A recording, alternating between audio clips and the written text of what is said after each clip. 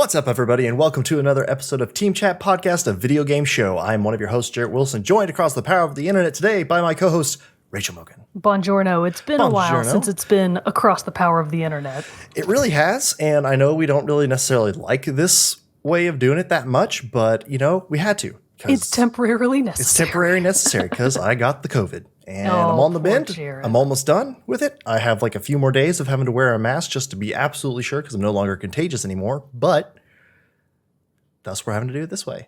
Well, but at least we're getting an episode done this week. So that's an improvement this week because the additional story is that my parents were supposed to visit me last week for like a few days. But I got exposed to COVID right before they were supposed to show up. So I'm taking home tests and I'm like, oh no, this could ruin their visit.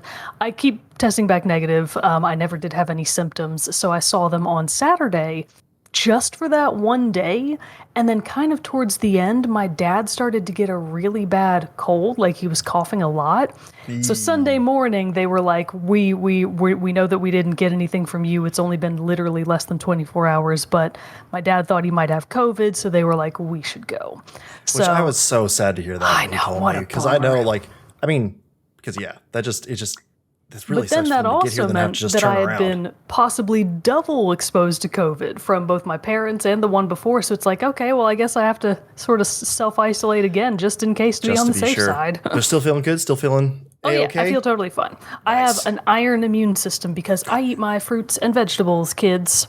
That's the problem, Jarrett, with your Fruity Pebbles. I haven't had Fruity Pebbles in forever. Thank you very much. But, I mean, I was really annoyed the whole time because, like, or more frustrated by it because I had just gotten the booster literally 2 weeks ago. Yeah, that apparently sucks. Can still get you. So just be careful out there, kids. Crazy. Get your vaccines, get your boosters. So that way it won't be really bad. Because for me, it was fine, other than just being like really tired. Like sore throat, fatigue. Not even really sore throat, more like itchy. Just more like itchy, a little bit of congestion, stuff like that. But for the most part, it was not as bad as it could have been. So I'm grateful for that at least. But that means we are here ready to go talk about some video games with you all again because, my God, Mogan, I don't know about you, but I've missed it. I've been missing it. I've both been missing it, and just like in the past month and a half, it's been a great month and a half in gaming for me. I know. Like, I've been knocking out a couple of really good games, and then another one just came out, and it's like, wow, I guess all of the games that I care about either came out or I'm playing during the summer. Well, and it's nice, too, because I think we're both about to finish the one big one that's been keeping us up for a while, Aloy Goes West. I'm on the last mission. I'm finishing it tonight. You're ahead of me now then. Yeah. I'm still really close, but I just got to, I'm just going to say it because I don't think it's that much of a spoiler. Sure. I just got to the Quen's settlement, called Landfall. Yep. So that's how far I am, and I have to You've got a little bit more to go then, I think. Okay, I'll get back on it. I've been playing, but we kind of made a pact of like, okay, we're going to try to finish the game this weekend if we can. But unfortunately, I'm back. I keep getting distracted. I keep, like, by other stuff in the game. I keep being like, oh, but what is over there? Oh, no, like, that was the whole thing. I was totally with you. Like, I'm just going to mainline the remaining main quests here. It's going to be great. And I'm just going to knock it out that way. Well, of course, then I still ran across a couple side quests. I'm like, I need to do this one first. I feel like it's important for the story if I do this one first. You at least have to do tall neck missions. That's a requirement, right? Yeah, got to do those. Got to find out what's out there on the map. Exactly.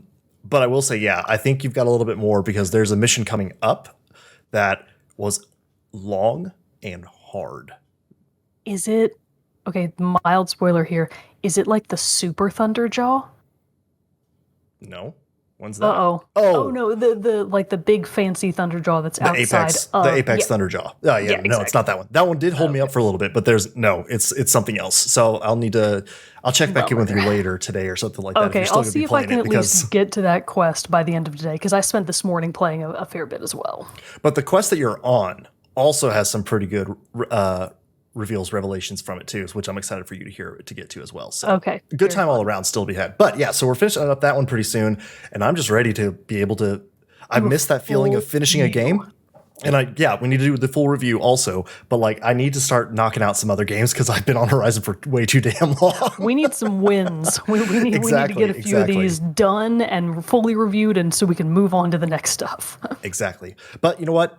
Some of the next stuff is why we're here today, because Mogan is bringing a review of one of her more recently played, but also very high up in your list of favorites, maybe? Very high up in my list of favorites. Ooh, so today is going to be our full review, my full review of Death's Door. Which I'm very excited to hear about this game, because you've been talking about it a lot, trying to pump it up to me. But my God. I haven't played it yet, so I'm very excited to hear about it. My goal today is to convince you to play it, because I feel like you seem like you're kind of on the fence about it, and I feel like the stuff that I have to say is maybe going to convince you, because I think you might have some preconceptions about the game that other people in the world have put out there, and I think are wrong. So we're going to talk about that and how it's just an amazing game all around. Spoiler alert, it's a really, really good game.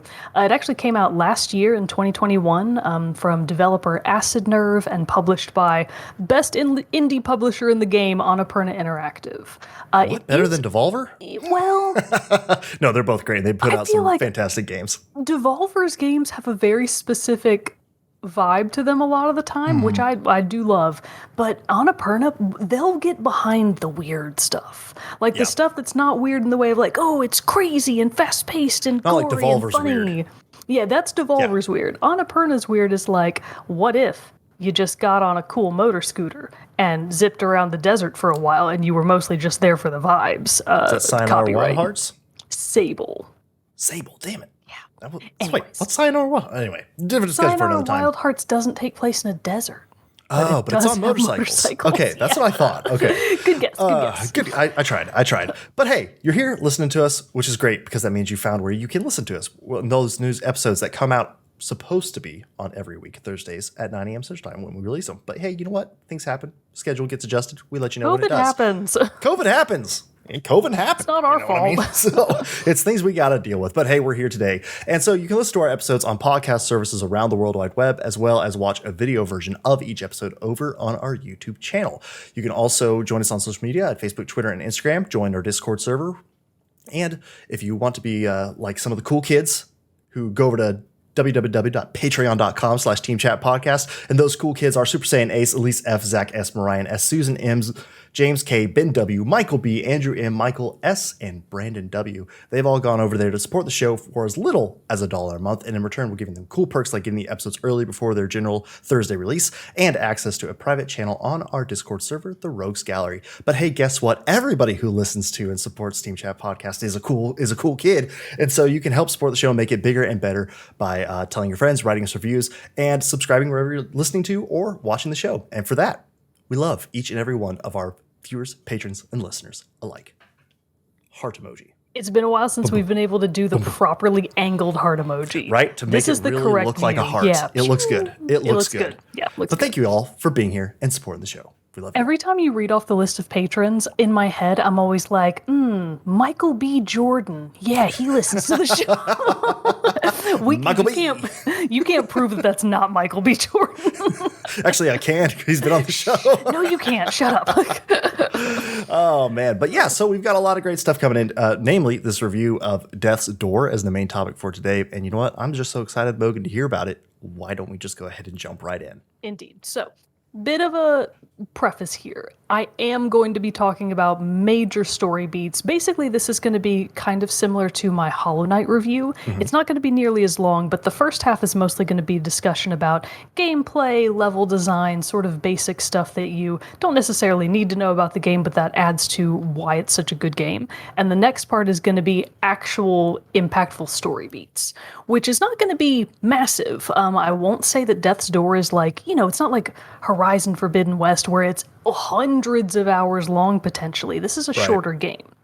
So we're not going to be talking about anything that's, mind-blowing exactly, but it is going to be big story beats from the game, and basically I just want to talk about the entire thing, uninhibited. So the gloves are off. I'm talking about the whole game. So let's go ahead and get started. So Death's Door is an isometric action adventure game. And in my mind, I think I've said this out loud before, that like top-down isometric as like a cohesive unit, which I did some more research on and I don't think is actually true. I think the phrase top-down in video games specifically refers to when you are actually directly above the screen looking straight down like Hotline Miami. I think that's an actual top-down game.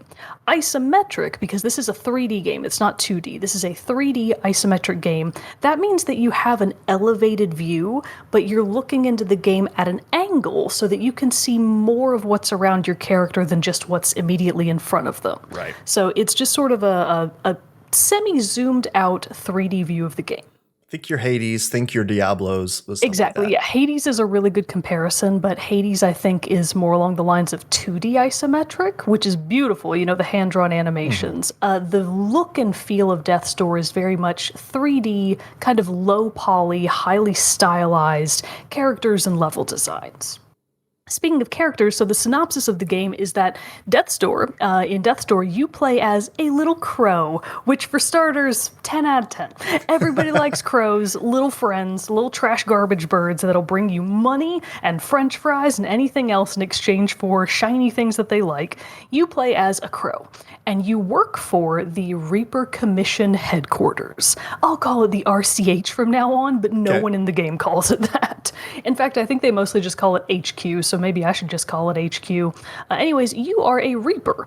So what that means in the context of the game is you and other crows like you are literally reaping souls. You're basically playing the role of the Grim Reaper, but you take your assignments from the Reaper Commission headquarters, which is this very sterile, kind of silent, really black and white bureaucracy, essentially. It's just a big office. Like when you go to the Reaping Commission headquarters and you're walking around exploring, it's all like marble floors and iron benches and office desks and little computers everywhere, like old ones too.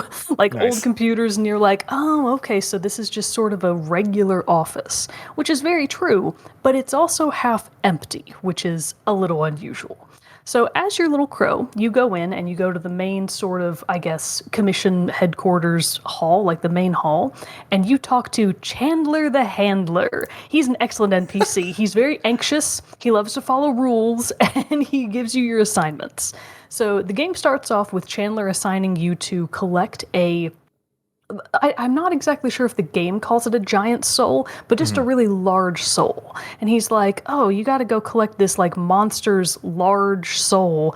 Kind of weird that you're getting such a big assignment. That's a little odd, but go for it. You're gonna do great, kid. Get out there and get that soul, and make sure you come back with it, because in the context of the game, Reapers can only be assigned to one soul at a time. So a Reaper gets their assignment, they go out into the realms. I can't really remember what the game calls the world outside of headquarters. Because Reaper HQ sort of exists in this pocket dimension almost, where the crows themselves are immortal. So they don't age. They just go out and they reap their souls and then they come back, and they are only briefly mortal for the time that they are outside of headquarters. Hello, kitty cat. Oh, there's a kitten. Yeah, so most of the time, when they go out and reap souls, they're only out there for, maybe a few minutes, couple hours, and during that time, they briefly age. But when they come back to headquarters, they're immortal again. So most crows live for a very, very, very long time. Not now, kitty. Go on. Go on. Mother is busy. He just wants to be part of it, too. He does, but this is a very important review, my son. You have to go. No, bad kitty. Okay. Anyways, so they're only briefly mortal while they're outside actually reaping souls. And then when they come back to HQ, they turn in the soul for it to then be basically processed and sent on to the afterlife appropriately. So your crow, our little crow, goes out to reap this assigned giant monster soul. And in the process, fails, because you get to the boss, you beat the boss, it's awesome, what a great introductory fight that sort of teaches you the basics of the game. It's more or less your tutorial level, sort of.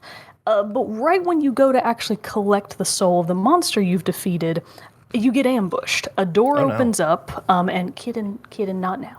Not now, my son. Okay. A door opens up, and you're ambushed by a mysterious, like much larger than you, old crow. And he basically knocks you out and steals the soul that you had. Oh, wow. I know, right? What a jerk. Twist. So you're like, okay, that was weird, but you follow him through this spectral door that he opened up into the cemetery. And you're going through the cemetery trying to find this crow so that you can get your soul back, and you eventually do find him. But it's too late.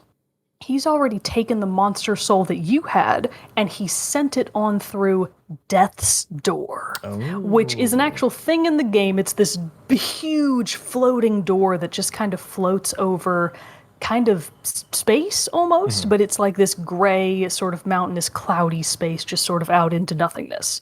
And he has already sent your soul through Death's Door, which means you cannot turn it in and complete your assignment. You're like, oh, uh-oh. So you're talking to this old crow, and rather than just kill him outright, which your crow doesn't talk, he's a little silent protagonist, and he's not even a he, it's just a crow. I will probably say he by habit, but that's not necessarily true. So the No old name? crow... Just crow? No, you're just crow. You're just little crow. Okay, young crow. So your little crow learns from old crow, whose name is, I think, the gray crow. That's what they call him. Your crow learns from gray crow that gray crow was once just like you. He was once a little reaping commission headquarters crow, and he was also assigned to collect a specific soul that he was not able to reap because somehow the soul that he was assigned wound up behind Death's Door, which is too powerful to simply be opened. You can't just walk through it at any time. Oh my god! I gotta say, I'm thrilled that your camera is not angled any lower. We'd be getting some. We'd have to censor this whole show. Yeah, we would have to censor his whole due to kitty butt. butthole. Get out of here! Go! Bye, Hambone. He's so excited about Death's Door. Not now, Hambone. Okay, so you learn from the old crow that basically your soul and his soul are both now trapped behind Death's Door, and his hope was that the monster soul he stole from you would have been large and powerful enough to basically break down Death's Door, so that they could get to the other side, to the ether where the soul is, and collect both his soul and your soul, so that you can both turn them in and go back to being immortal again, because you could return to Reaper Central Headquarters and basically, keep living forever and ever and ever. Okay. So that's why the old crow is so very old. He's basically been trapped in a mortal state because he hasn't been able to collect back up his soul and return to Reaper Commission Headquarters and turn it in. That's so now by stealing your soul that you're trying to do, that gets him back in. Even though it was okay. Even though it was assigned to you. That's what his hope was. His hope was really that the monster soul he stole from you just would have been strong enough to open Death's Door. So that he could get his assigned soul and then turn it back in and thereby become immortal again. Got it. That didn't work, obviously. The soul was not strong enough. Now they're just both behind Death's Door, and it's like, well, this is a pickle then. So the old crow basically turns to you, and he's like, well, you're in the same boat as me now. And it's like, bitch, you put me here. This is your fault. How dare you make it seem like we're in this together? We're not. This is your fault. But he basically traps you into the situation of, ooh, you really need to get past Death's Door too now because you need your soul back. Mm-hmm. And the old crow theorizes that you can do this by collecting 3 giants' souls from monsters that have lived in this realm for far beyond their expected lifespan. Okay. Because as you start to learn throughout the game, creatures are not really dying on time unless a Reaper goes out and gets them. Like a Reaper actually has to go and reap their soul and thereby complete the process of life and death. So you're going to go out and you're going to collect these 3 giant souls from around the map. So the way that the game is structured is, I would argue that the cemetery is sort of not argue, it's very obvious in the game. The cemetery is your central waypoint for getting to the other 3 areas of the map where the other 3 giant souls live. There's the estate of the Urn Witch. Yeah, the estate of the Urn Witch. I think they call her the Urn Witch. It's either the Urn Witch or the Ceramic Witch. I don't remember which one they choose. But there's the estate of the Urn Witch, which is off to the west. There's the Kingdom of the Frog King off to the east, and then there's the mountains kind of northwest of everything. In the context of the game, it's not exactly north, but you get the idea. Sure. So you have to go to these 3 locations and basically fight through, just mountains of enemies to get to the final boss, and then reap that giant soul, and then return it to not Reaping Commission headquarters, but to to Death's Door, because you're basically going to splatter them all through there and hopefully break it down. Okay. I gotta take a break real quick. Take a little break. This is going to be a very talking heavy. Okay, I'm trying to think of a question then as you're taking a break. Give you a little breather here. So the little souls that you're fighting, and the normal enemies along the way that you're fighting, those don't count toward your soul count or like being able to open. It's not like if you killed like 30 of these guys, that suddenly is like, okay, you've got enough now to open up Death's Door and get like this X reward back or something like that. It's all based on purely getting those big bosses at the end. Correct. Yeah, only the big boss's souls, the giant souls, are going to count. And this really kind of leads us naturally away from the synopsis and into the gameplay. So everything that I've set up until now is just early game stuff that happens in literally the first 10 to 15 minutes of when you start the game. If you were struggling a little bit more, you might need like 20 to 30 minutes, but that's early game information. I don't even really count that as spoilers. That's just the setup. So the gameplay then is phenomenal, and it's really one of the things that makes Death's Door so incredible. It's very basic, but it executes everything so well that it just flows so nicely. So your crow starts out with just a sword. That's his weapon. And you've also got magical projectiles in the beginning in the form of a magical bow and arrow. So the sword can be stringed together. You can swing the sword to string together little combos. I think the max combo hit is like 3, and you basically just go, tap, tap, tap, and he does a little series of 3 combo moves. There's also an alternate heavy attack, which I think on the Switch version you use... Oh, I was using a Switch controller, but it was the Steam version. So don't take me... You can take that with a grain of salt. This may actually not be the Switch controls. It's just what was mapped to my Switch controller on Steam. So L2 is what activates your heavy attack, and the heavy attack takes a minute to fully charge, and it's really slow. So while you're trying to use a heavy attack, you're much more vulnerable to incoming enemy attacks. But if you can get it off, it does a lot more damage than the basic melee moves do. So between your light and your heavy attacks, you also have a dodge, which is the traditional dodge roll. Classic Legend of Zelda, dodge left, dodge right, dodge all over the place so that you don't die. Which is very easy to do. You are quite killable. The crow does not have any defenses. It's just a crow. Feathers don't do much. Avian bird syndrome. They have hollow bones. My bones, Jack. My bones, Jack. So the crow is very susceptible to being dead. In the beginning of the game, I think you start out with just 4 HP, and every hit you take takes away 1 of your HP points, which is redundant. I should have just said HP, or hit points. Anyways, every single hit just takes away 1 of your hit points right away, and if you get to 0, you're dead. The word dead splashes up on the entire screen with this amazing, very impactful, like, boom, and it's like, you're dead. It's like, great, love that. Really drives the point home. And you are teleported back to the last door that you exited from.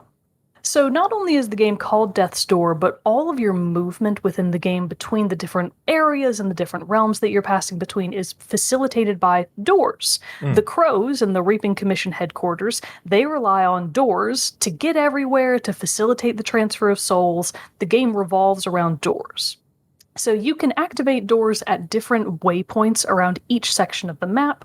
Usually each region will have at least 3 to 4 doors, the exception being the cemetery. I think the cemetery only has 1 door entrance, but then you can take different exits that aren't formally doors to get to other regions of the map, which is why it's sort of your central area that then branches off into different ones. Okay. But so when you die, you go right back to the door that you just exited from, which is usually in the same area that you spawned from, and it's just a matter of working your way back to where you died to continue where you left off. Which leads us to the level design, which is excellent.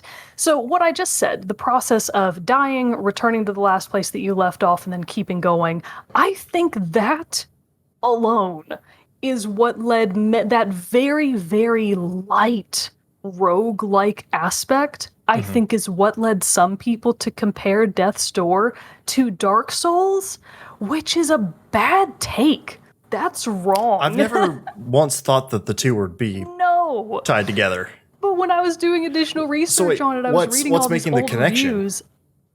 I no idea. I think it's just the process of dying and trying again. Oh, okay. Just like, what?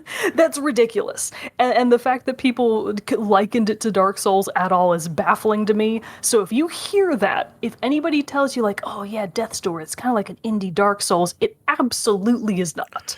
Well, and because too, like, not this is not like a knock against your skill as a gamer or anything like that, but like you completed the game 100%, like you're through. I 100%ed it, and it took me exactly 16 hours and 45 minutes, I think. Okay, yeah, and whereas like Dark Souls, you could spend that much time on one boss. Yeah.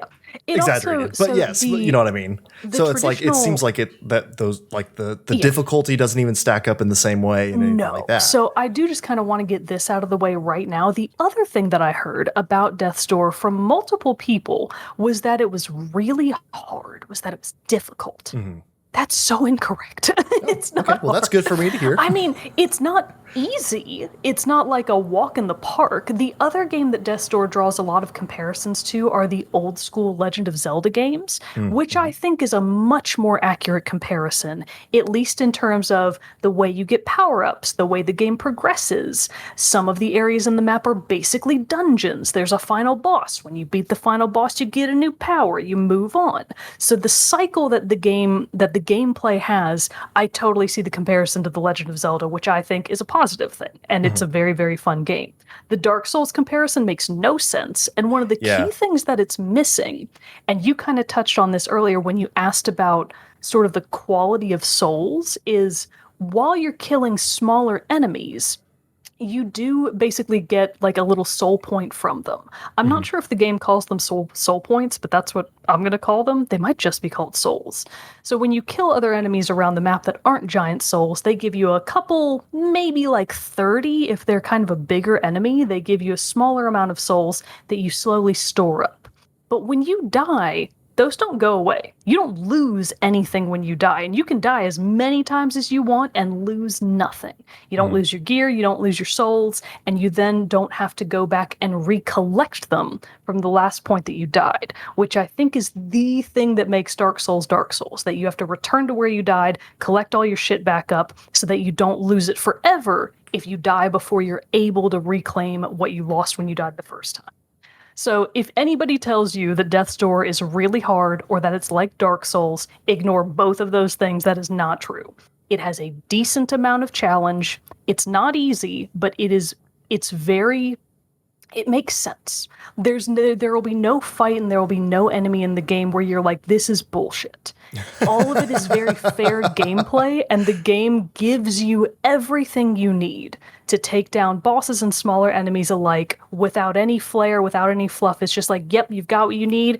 Go out there, use your melees, use your little bow and arrow, your pew-pew, use your heavy attack, and just get it done. That's all you need. You're already equipped. You don't need anything else. And it's like, great, I'll do that. So that being said, as you make your way through the game, you do get 3 additional magical projectile attacks. Initially you start with just your bow and arrow, but you get 3 more as you play the game. The magical things that you get as power-ups are actually required to progress in the game. They actually have a function outside of combat that you need them for. But there are also, I think, 4 additional weapons that you can collect as you're playing. The 4 additional weapons are totally optional. They are both optional and missable. You can play the game and accidentally never get them if you're not really looking for them, which I love. I love missable stuff. I love that there are things out there that you cannot acquire. It's excellent. Does this game have being that you've completed and everything, does it have like a new game plus kind of thing where you can be on the same playthrough but then go back to old areas to find stuff you missed, or is it straight up if you miss it, you miss it? Not exactly. I will say that the game, as far as I know, doesn't have New Game Plus, but we'll talk more about what you just said once we get to the actual story element of the game. Cool. Because there is something there, but it's not exactly what you just described. So basically you've got your melee attacks, you've got your magical attacks, and you've got the enemies, which typically follow very predictable attack patterns. Smaller enemies have maybe 1 or 2 typical attacks that they'll come at you with. A lot of the challenge comes from being swarmed. out. Because when you go to a new area, there might be, 4 to 5 enemies that kind of all notice you and come at you. So you Sure. really have to be careful about dodging out of the way, using your attacks really quickly, and then getting the heck out of dodge before they're able to overwhelm you and take you down. There are also shrines hidden throughout all different areas of the map that allow you to collect pieces of additional hit points and additional magic slots. So I should have said this before, your magical projectiles do work on an MP system. I think you start the game with 3 or 4. It might be the same amount as your HP. And then you can find pieces of basically additional fuel cells, that's the word I was looking for. You can find pieces of additional cells, and if you collect them all, much like heart pieces in The Legend of Zelda, you get a new one. So I'm not going to say how many you can get throughout the game, because that's kind of a fun exploration part of it. Sure. Which again leads us back to the level design that I managed to not talk about the last time I said it, but we were getting there. So I think one of the things that I love the most about Death's Door is that its level design complements the die and try again aspect so well.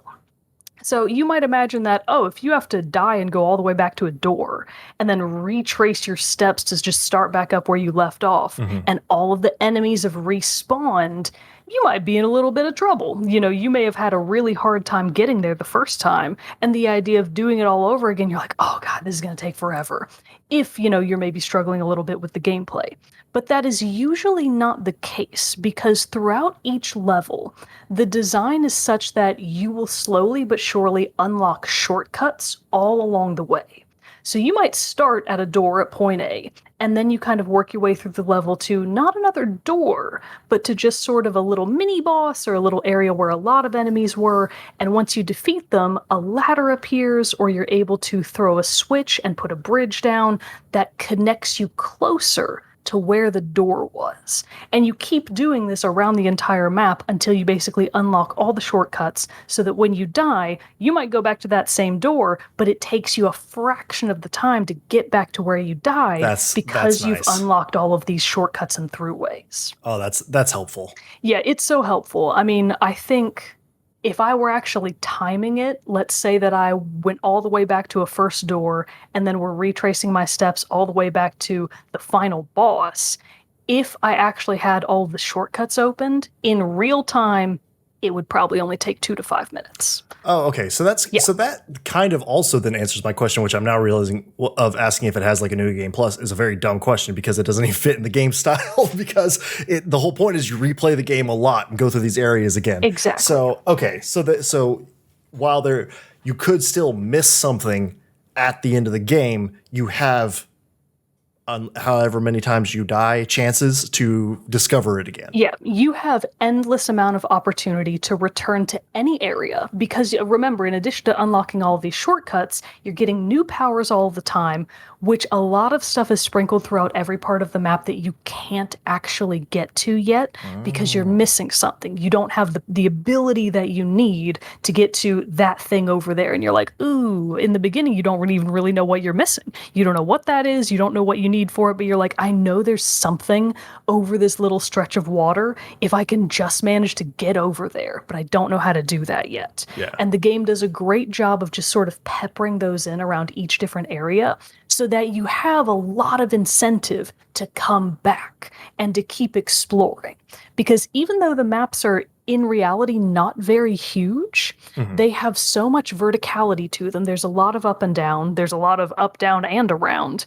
They have so much verticality to them and so much mystery peppered throughout that you can spend a lot of time just exploring each individual area and essentially maxing out all of the stuff that you can find in that level.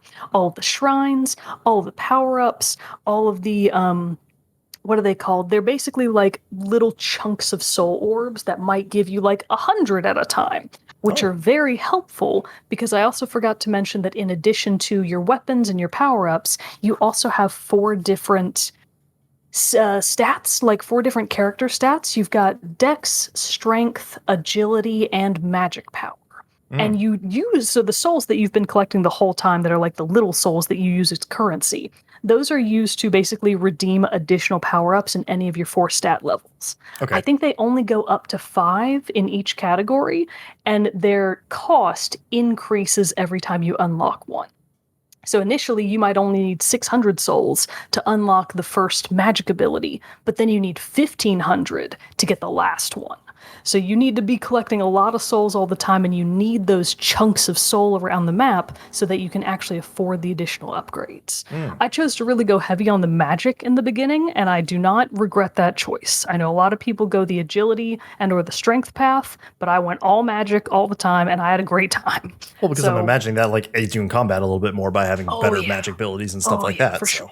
But the way that the game is structured, I think there's an argument for doing it any way you like. If you want to put all of your chips on strength, go for it. You're probably still going to have an equally fair time of it. Maybe not as good of a time, but a fair time.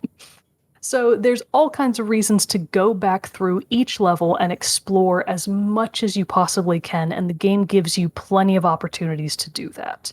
Nice. You even have to in some cases, which I love.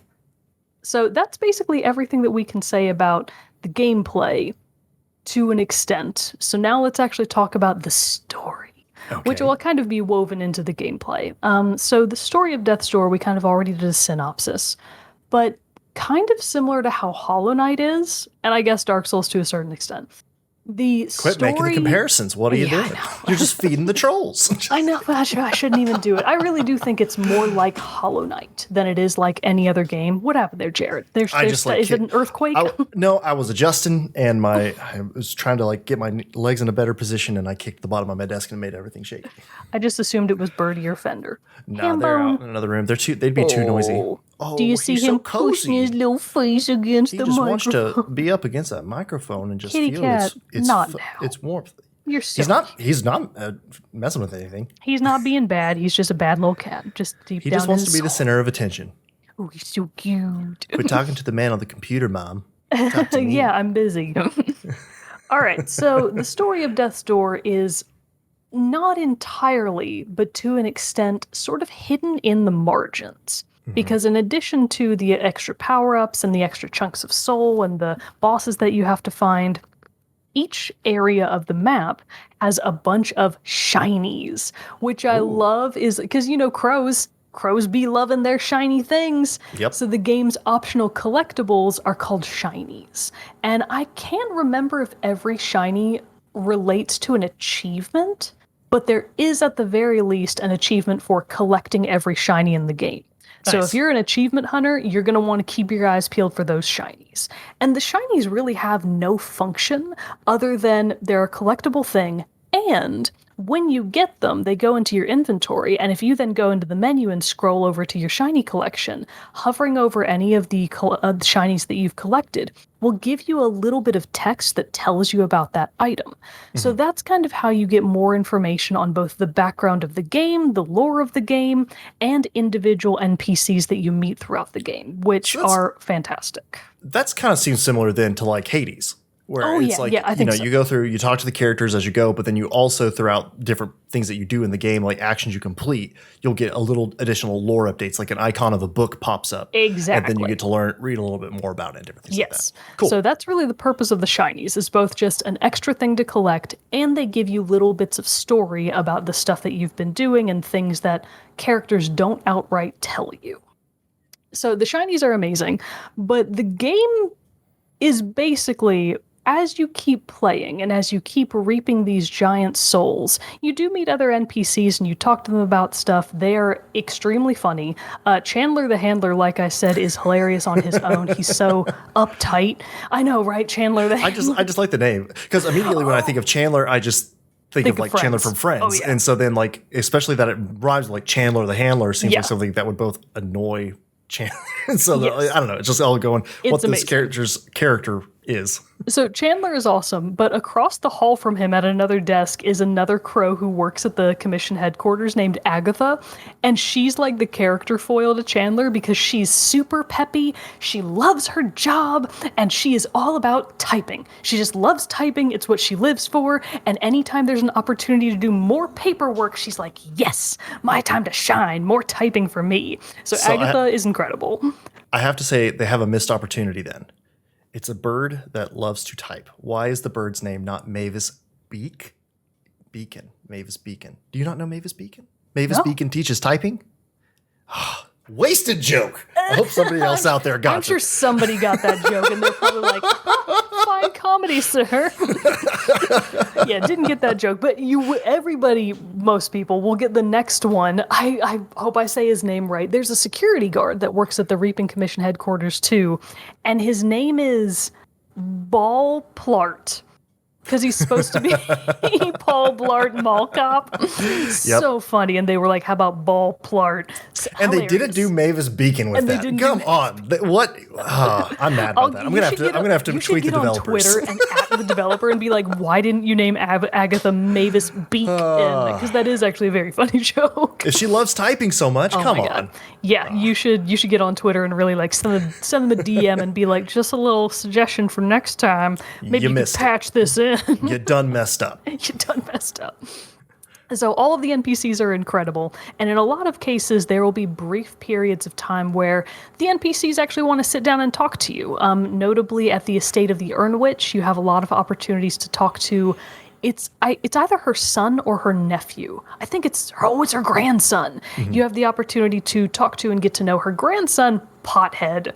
So the Urnwitch, as her name might imply, and her home being the Ceramic Manor, the Urnwitch is basically a being. She was, I think, at one point just a normal human that has lived so far beyond her natural lifespan that her soul is now bloated and heavy. And when you basically go beyond the limits of what your natural life should have been in the context of the game, it drives you crazy. Sure. So all of these giants that you're hunting down are things that should have died a long time ago. And as a result of them having these unnaturally long lives, they're not all there anymore. They're a little warped. They're not quite right, and they're causing a lot of trouble. In the case of the Urnwitch, her whole thing is that she's like, I'm pretty sure that we can keep death away from us because her husband died and it kind of drove her insane. And she's like, I have to get rid of death. We have to just make death not a thing. And she was like, I'm pretty sure I can concoct a spell wherein if everybody wears a pot on their head, we're not going to die. Death can't see you if you wear a pot on your head. And so that's why she turned her grandson's entire head into a pot, and his name is Pothead. And he's this jovial sort of knightly guy, and he calls you Beakface because you're just a crow, which I guess the crow's canonical name is probably Beakface because Pothead is the only one that actually gives you a name. So Pothead is incredible, and he does offer you some of the soup from his own head, and the crow's like, ooh, no thank you. Gross. Thanks though. So the NPCs are hilarious, and throughout the game, once you're reaping these giant souls, there's also another major NPC, the Gravedigger. I think his name is Stedhome or something like that. But the Gravedigger will kind of give you these pieces of exposition that really just double down on the game's overall theme of the cycle of life and death is necessary. It may not be nice, it's not good for the people that are left behind, but everything has to end because when your soul goes into the ether, it eventually gets recycled and it comes back as something else. I'm actually not sure if the game says that, but that was something that I personally just kind of put together. So it's really all about dying is natural. We shouldn't fear death, and when you try to break that cycle, bad things happen. So as you're going around and collecting these giant souls and collecting additional power-ups in the process, you go back to Reaping Commission headquarters, and you keep finding these journal entries hidden all around from empty offices.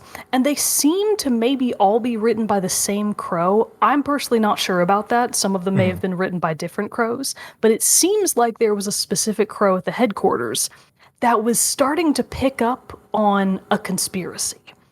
So it's like, oh, okay, one of the entries is they told us to cancel everything.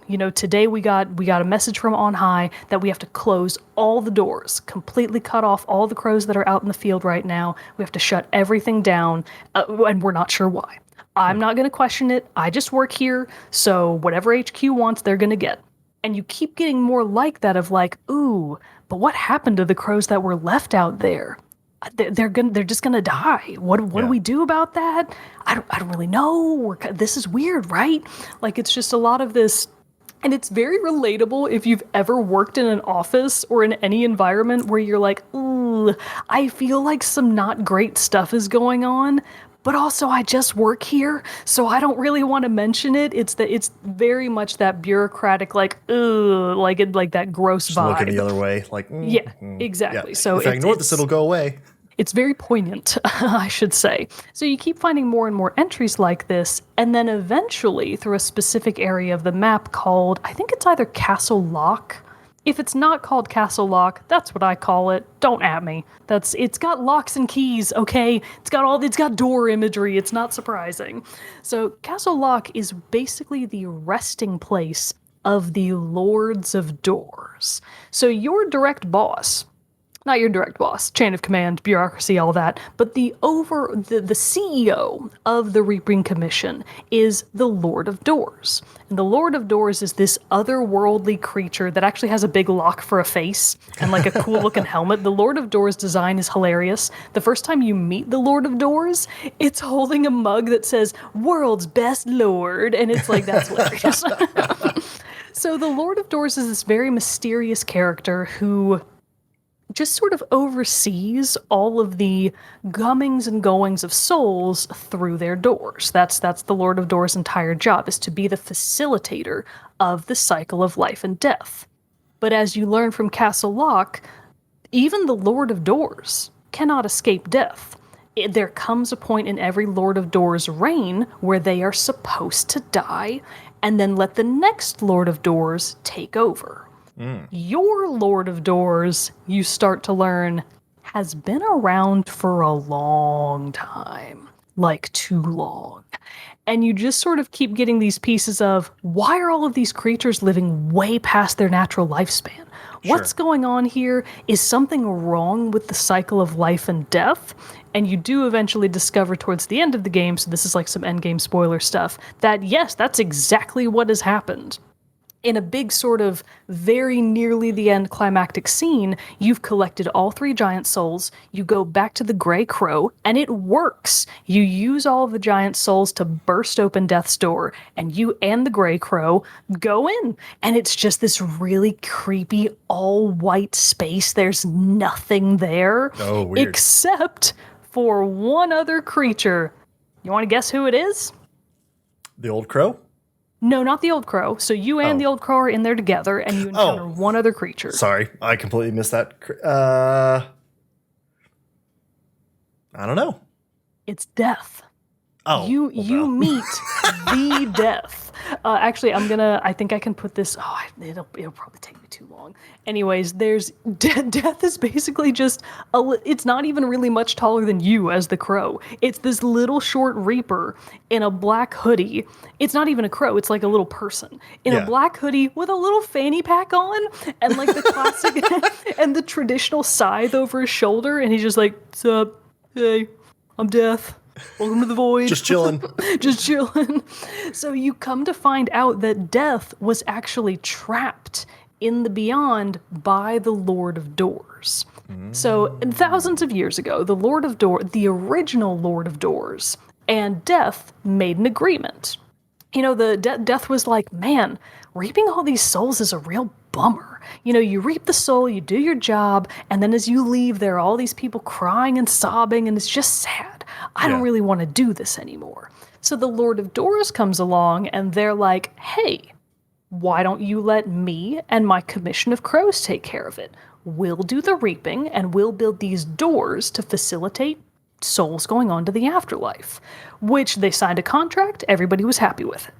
Things go along for thousands of years just fine. New Lords of Doors come along, they maintain the process, Death's happy, the Lords are happy. But at your Lord of Doors, your Lord was like, I don't want to die. How about that? I don't want to do this anymore. I feel like I shouldn't have to die.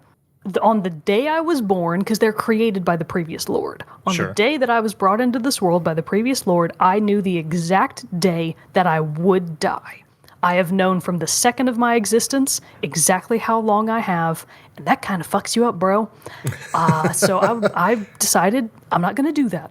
So your Lord of Doors trapped death behind death's door, thereby stopping death. I mean, there's really no death in this world. Sure. Unless you as a Reaper actually go out and kill something, then they die. But aside from that, nothing is going on to the afterlife the way that it should, which is why everything is all out of whack. So the game's final boss is in fact Death, but before that, not Death, excuse me, the Lord of Doors. But before that, you get this really awesome boss fight with the old crow, with the gray crow.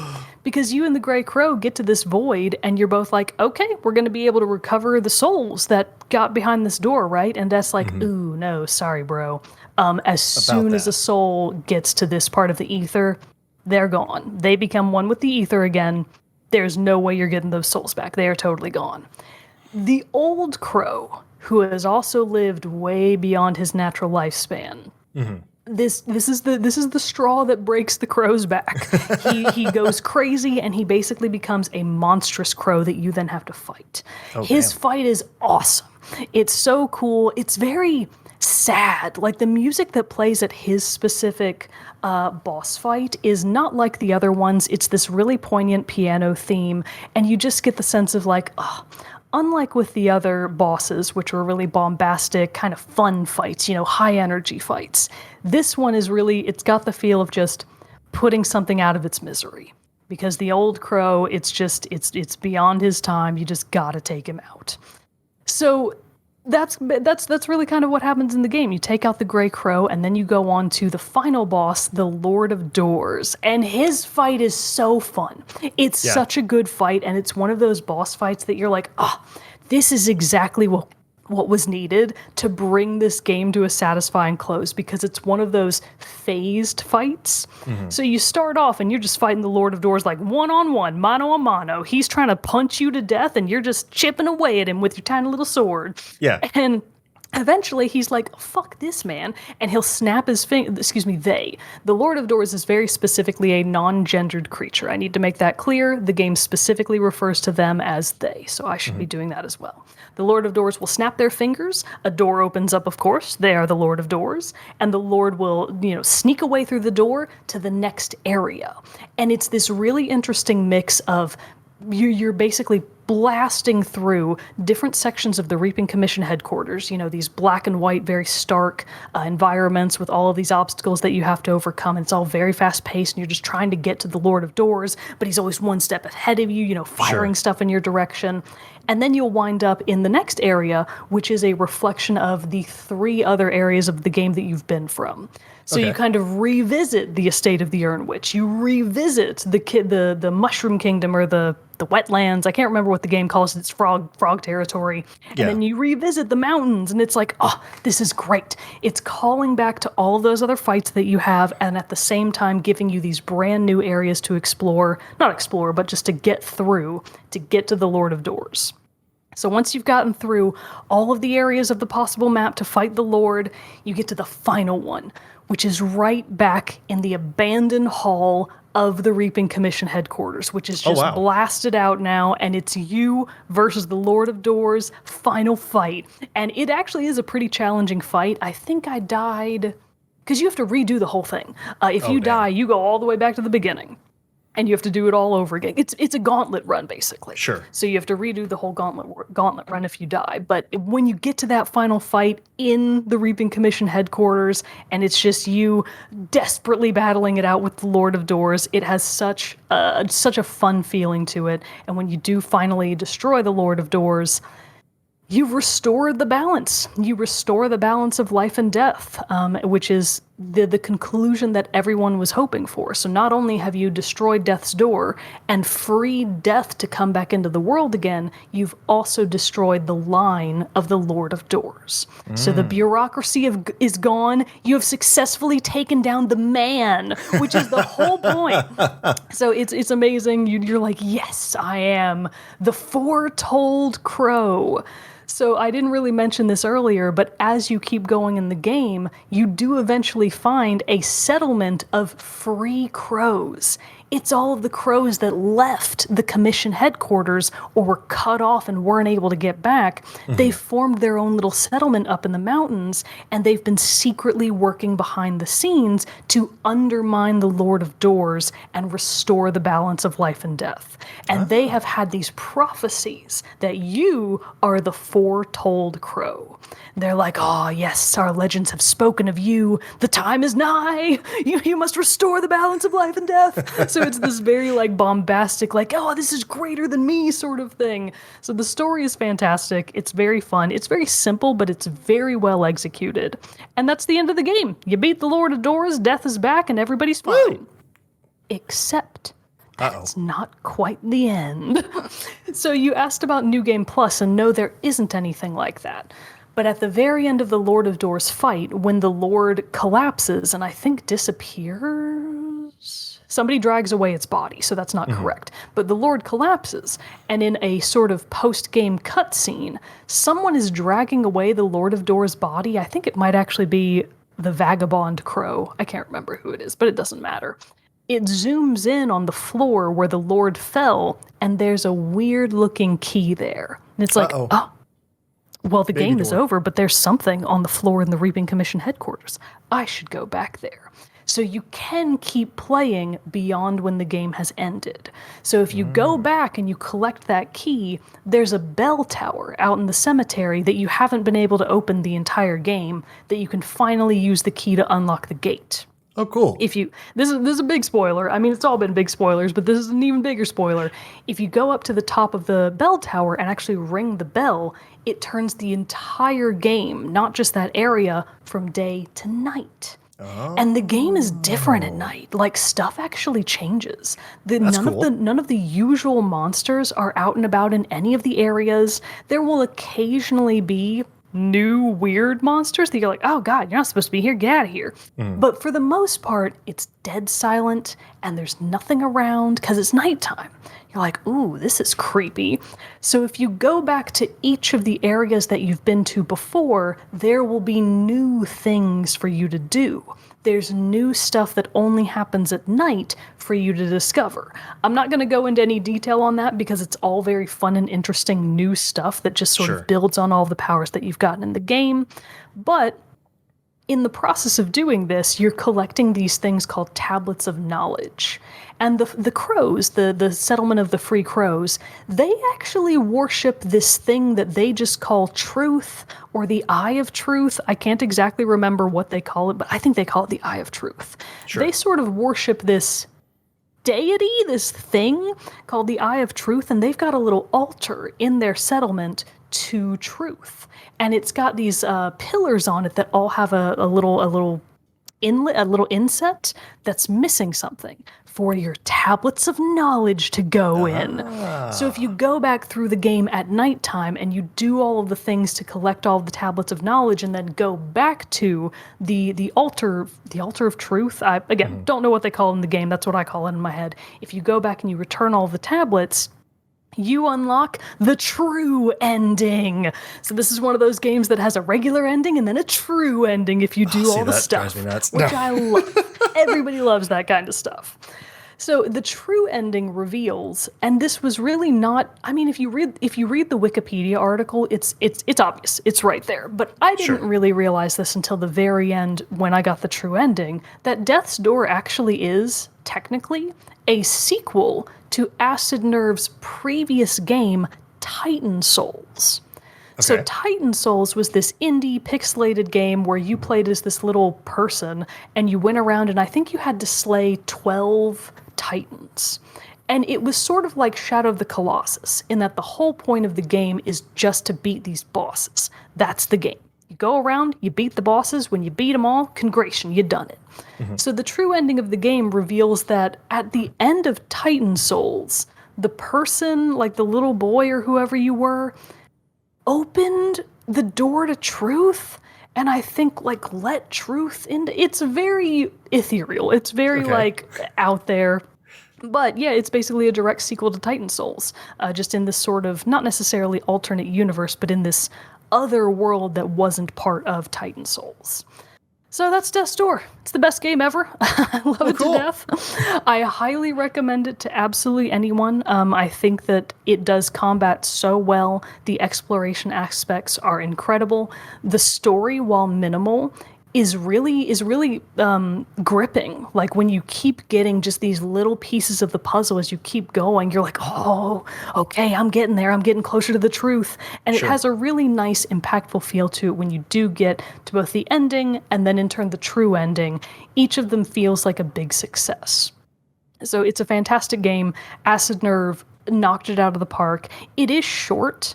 I think I took longer than most people would take. It took me 16 hours. You Yeah. could easily beat it, full ending, in far less than that. I Oh, think okay. the average gamer will probably take 10 to 12. I think You the were just doing that because speedrunner. you were like going around and exploring all the Oh, different yeah. things, looking at every nook and cranny, trying to find all I the was collectibles and taking all my that time. stuff. It took me a Sure. long, long time, but that's how I 100% of the game. And I almost have all of the achievements. I'm only missing Nice. 3. One of them will be really easy to get. The other I actually don't know how to get, so I'm going to have to puzzle that one out. The third one, I know how to get it, but it's one of those replay the entire game, but using only the shittiest weapon. So it's basically hard mode. It's like, yeah, Yeah. replay the game on hard mode and see how you do, which I don't actually think will be that hard because I'm good at the game by now. But it is gonna kind of suck. So- Yeah, that always. I mean, I know, even if it's a game that I like or something like that, and it's one that I see that as one of the trophies or achievements of like replay the game at X thing. I'm like, I just don't think it's gonna happen. See, this know? is probably the only game where I realistically think I will. I think Oh, I'll okay. actually go back and I'll play the game and I'll use just that weapon because as I've beaten the game 2 weeks ago by now, I think maybe Yeah. maybe 1 to 2 weeks ago, and I've been sitting here ever since going. Guess I can't play Death's Door today. I'm done. Gotta beat Horizon, damn it. Yeah, I know. But my point being, I want to keep playing it. Sure. I think the game does a good job of ending when it does because it uses everything that it has and it uses it very well. And then it's done. It's like, yep, we got there. We are finished here. But it does give you the ability to replay the game. And I think it has a lot of replayability just in that it's so good. So I'm probably going to get those last 3 achievements. I will do Nice. whatever it takes to do Do it. it. And I'm going to 100% truly 100% a game for the first time in my life and not my exactly God. get a platinum trophy, but if there were platinum trophies, I would have it. Yeah, I mean, So, if you had been that's playing my on, goal. is it on PlayStation or is it only Steam, Switch and Steam, or is it No, only I Steam? think Death's Door is available for like everything by now. It is okay. available for Windows, Switch, PS4 and 5, Xbox One, and Xbox Series X and S. So I should have essentially, bought it for you on the PS4. Then you could have got that platinum trophy. I know. I am interested to know if it's the same achievements. I imagine it is. Usually they are. I don't know. So Hollow Knight did this, where even in the Switch version, the developer built in the achievement system into the game itself. Yeah. That's not the case in Death's Door, but maybe for the Switch version, they did that. I hope so, but I doubt it. So if you are the achievement-minded person, you might want to play it on Steam or one of the other consoles that actually has achievements enabled. Cool. Very cool. Yeah, I mean, it sounds like a lot of fun and stuff like that. And especially like it does sound like it is similar in style to like Hades and things like that. But it does seem nicer in the fact that it seems to have more progress saves than Hades does, whereas not where like you die and rerun. Like I still haven't beat Hades. I've been playing it again recently and I'm still just like, good God, I'm never going to do it. And so that honestly, and especially I haven't touched it in forever because of Horizon, but Sifu in the same way. Oh, yeah. And so it's just kind of like, it's so hard for me to like be good at those games. I don't know why, but it just is. See- I tried Rogue Legacy the same way and same thing didn't work out. Ooh, I've And heard so, Rogue like, Legacy is really hard. it is hard. It's very Ugh. hard. And Yeah, I gave that's a up on hard that one pass very for me. quickly. But this seems a little bit more I would call it Jarrett-friendly. accessible. I would call Yes, it a yes, more accessible. accessible experience. The difficulty level is there. It's not a walk in the park for most Yeah. gamers. But even for me, I played it originally on my brother's PS5 when I was visiting him. And in the span of just a couple of days, I had already beaten about half of the game. So it's not okay. the kind of game that is prohibitively difficult by any means. I was even on the Reddit because I've been asking people for very vague hints about specific shinies, which the Death's Yeah. Door Reddit is so good about that. Those people are awesome. And somebody posted a video of her recording the screen of her 8-year-old beating the Lord of Doors. So it's Oh, like if okay. that 8-year-old can do it, you can too. And I can do it for sure. Okay. Yeah, you okay. can do it okay. for That sure. makes me feel better about it then. I think it is just such a well-made game, and it has so much going for it. So far, honestly, it's kind of my game of the year. Oh. Even though even though it didn't come out this year, it might be my top game. By so our far. standards, it's the games if we played in the calendar year, It it's counts. in contention for our game of the year. It is getting fierce competition from Neon White, though. Oh. Yeah, we'll talk about Neon White. We'll have to hear later. about that one another time. Yeah, I'm curious about that one too. That one also has looked very fun too, and I hear it's also kind of short and everything. I really well, can't decide if I but think its you would action like looks Neon insane. White. Yeah, Yeah. it's crazy. It looks a little too crazy for what I like, but I don't know. See, I could be wrong. My for something theory new. is I think you would really like the gameplay. Mm-hmm. I think you would not like the very heavy anime stylings in the margins. I think maybe. that might be where the game loses you. Yeah, just in the art style and stuff like that. Yeah. You know, I'll try it out though. I'm down to try it. One last thing about Death's Door that I really didn't get to talk about enough. The soundtrack rules. I was about to ask. Oh my god, I can't believe I forgot. All you need to know about Death's Door's soundtrack is just go to YouTube and look up the theme for Avarice. So after you beat a Avarice final theme? boss, Okay, you'll write get that this down. opportunity to go and basically do a super gauntlet run of little mini enemies. And if Yeah. you defeat that gauntlet run, which you have to, it's not optional, that's how you get your power up. So that's how you get the power ups that you need to progress through the game. And every time Avarice plays, those sections are pretty hard, but oh my god, they're so fun because that track blows your mind. Nice. It's my favorite track in the game. I think it's actually a remix of one of the songs that the developer used in Titan Souls. I cool. gathered that from the comments section on YouTube, as one does. But it's incredible, and all of the themes that play throughout the entire game, they're amazing. The one that plays in the overgrown ruins is so peaceful and fun and light, and then the one that plays up in the mountains is a little bit more solemn and a little bit more emotional. Just the game does an incredible job of using the music to its maximum advantage to build energy when it needs to, and then bring you back down to a nice baseline where it needs to deliver those more emotional parts. Nice. I like that. I like the sound Stellar. of that. I'll have to Yeah. listen to the soundtrack. I've heard from multiple places that it's good, so I was wanting to hear what your thoughts on it were. The as well. composer is David Fenn, and David Fenn, congratulations, Golf clap. you done Golf it. clap for David Fenn. Oh, David Fenn is also the producer and one of the designers. So this is a very small indie team. So can you imagine being so talented that you can both design games and make soundtracks? No, I can't. I sure I can't. can't either. People that are like that, it's like, how? I just I know, don't right? get it. Look at I'm blanking on the name now, but the Stardew developer. Oh yeah, Concerned Ape. Yes, thank you. But like everything in that game, how? How? And the soundtrack for Stardew Valley is also a banger. Yeah, so it's it's like also I don't really I don't good. understand how people can be so multi-talented in ways like that. It's What's it ridiculous. like to have 5 brains in one? I just Right? can't fathom it. I know, I can't either. That's nuts. But you know what? Hats off to him though for being able to do it and to give us great games such as Death's Door. Well, I loved hearing about that. Sounds like a lot of fun. I will definitely have to try it out soon. Please because it does do. seem like I one- really think you'll like it. I think you Yeah. will. No, and especially if the length is good. Getting into a game like that, but then knowing like, you know, who knows how long it'll take to actually beat it, but also then kind of knowing like it has that end. I like at this point with Hades, I'm just waiting to beat it just once and then I'm done. Yeah. Never picking it up again. So that is like the thing. I can't let that game win. I have to beat it at least once because I've come so far with it so at this point. But knowing I've seen you that play and I barrier to know entry you is can. not. I know. I'm getting close. I'm getting close. Whenever I start streaming again, that's going to be the thing I'm playing until I can Until you get beat it done. I got to be like 1 or 2 runs away. That's what it feels like though. So hopefully I can do it. But knowing that Death's Door is a little more accessible makes me more interested in trying it out. And yes, while I listen to the soundtrack on Spotify and stuff like that, or wherever I can listen to it, I definitely will want to hear it in the context of the game and all that stuff. Yeah. Because it just makes it so much better. But But man, that is a very good review. Thank you so much for bringing that You to want us to see today. a kitty before we go? Oh, of course. Oh, hang on, let me see if I can get this. Oh, there he Oh, he's just so cozy. little baby boy. Oh my goodness. Just bring a good little kitty Oh in. my goodness. Oh, This is so the con. cute. Oh, he's looking up. You talking about me, Mom? Oh, there Oh, he there he is. So cute. Oh my goodness. What a Okay. handsome boy. He's like, get that light out of my face. I'm trying to sleep. It's too damn bright, Mom. God. God.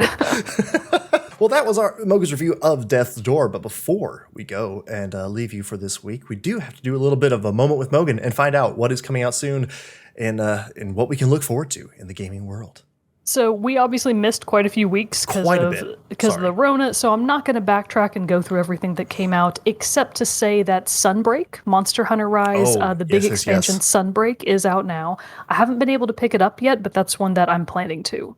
Also out now is Neon White, and if you are curious about it, just get it. It's only $25. It's awesome. 10 out of 10 would recommend. But coming soon, so as of this episode's air date, all of the following are either out today or coming within the next week. Escape Academy for PS5, Xbox Series X, PS4, Xbox One, and PC. Eyes in the Dark, The Curious Case of One Victoria Bloom for PC only. That one sounds like a mystery detective game, so I might actually check that out later. Sounds like a Nancy Drew one. And I hope I'm not wrong. I hope that's what it is. Rune Factory 5 is out for PC now. I believe it's already out for the Switch, if I'm not mistaken, but it's coming to PC on the 15th. As Dusk Falls is out for all current and former Xbox, not all current and former, but new and Xbox One gen and PC. Endling, Extinction is Forever is out for PS4, Xbox One, Switch, and PC on the 19th. Fallen Angel is out for Switch and PC on the 19th as well. Into the Breach is getting its iOS and Android ports on the 19th. Stray, one of the this one I'm excited about. It's just being a straight up ad for this game for that game. The whole Hambone, episode. this is your game, buddy. You're gonna be so looks excited. Like the kitty of Stray. Huh? He even looks like the kitty in Stray. He does. Yeah, he's the poster child. Get him a little backpack like that cat does. Stray is coming out for PS4, PS5, and PC. Currently not for Xbox, but I'm sure that in the future they'll probably port it to it. And I would be surprised if the game never comes to Switch. I feel like that's imminent at this point. Yeah. Bright Memory Infinite is coming out for PS5, Xbox Series X and X, and Switch on the 21st. And then rounding out the end of next week, Live Alive or Live Alive? I think it's called Live Alive, which... God, this developer does not know how to name games. It's from the Octopath Traveler people. Oh, so okay. Live Alive is a Western-themed, hyper 2D, whatever they call it, game, which I don't know what to think about this one. I obviously love Octopath Traveler, but I'm like, I hate Western-themed games.